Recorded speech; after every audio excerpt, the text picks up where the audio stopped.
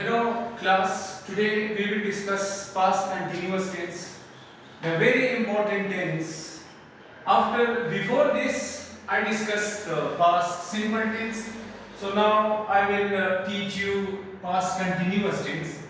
This tense is used to describe action that were ongoing or in progress at a specific moment in the past.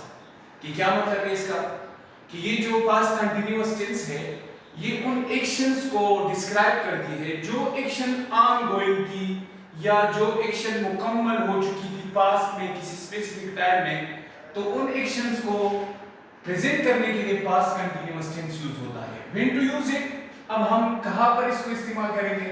Action in progress, कि वो action जो progress में हो, जो तरक्की में हो, जो हो रहे हो, लेकिन वो पास्ट में हो रहे हो. To describe a longer action that was happening at a particular time in the past, कि पास्ट में किसी particular time में अगर कोई एक्शन वो प्रोग्रेस में हो तो इसको हम तब यूज करेंगे. For example, I was studying at 8 PM last night, कि पिछले रात को मैं क्या कर रहा था? स्टडी कर रहा था 8 बजे. तो ये एक्शन इन प्रोग्रेस है. इंटरप्टेड एक्शन, अब वो इंटरप्टेड एक्शन कौन से एक्शंस होते हैं? To show that the longer action was in progress when other shorter action interrupted it, कि एक एक्शन जारी होगा और दूसरा एक्शन उसको इंटरप्ट करेगा.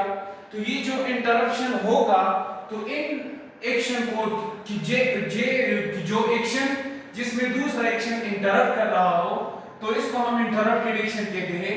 I was reading a book when the light went out. When the light went out, I was reading a book. So ये दो एक्शंस है, इनमें से एक एक्शन जो है वो इंटरप्ट कर रहा है दूसरे एक्शन को. पैरेलल एक्शन, अब पैरेलल एक्शन का मतलब क्या होता है कि to describe two or more action happening at the same time in the past, कि सेम टाइम में दो या दो से ज्यादा एक्शन अगर हो तो हैपनिंग मतलब वो जो वाकई हो, तो ये पैरेलल एक्शन होते हैं. और पैरेलल एक्शन हम पास्ट कंटीन्यूअस टेंस में यूज करते हैं. While I was cooking, my brother was washing the dishes. तो ये दोनों एक्शन हैं. My brother was washing the dishes और फिर दूसरा है while I was cooking. तो ये दोनों एक्शन जो है ये एक साथ ये पैरेलल है. तो पैरेलल एक्शन, इंटरप्टेड एक्शन और एक्शन इन प्रोग्रेस, इन तीन चीजों का इन तीनों चीजों पर हम फोकस करते हैं. सेंटेंस स्ट्रक्चर, तो जो अफर्मेटिव सेंटेंसेस होती है उसके लिए दो फार्मूला यूज होते हैं. Subject plus was plus verb ING plus object. दूसरा फार्मूला है subject plus verb ING plus object, कि सब्जेक्ट के साथ वाज लगेगा या वर्ब लगेगा, वर्ब की आईएनजी फॉर्म लगेगी, फिर ऑब्जेक्ट लगेगा. अब वाज कहां पर लगेगा और वर्ब कहां पर लगेगा?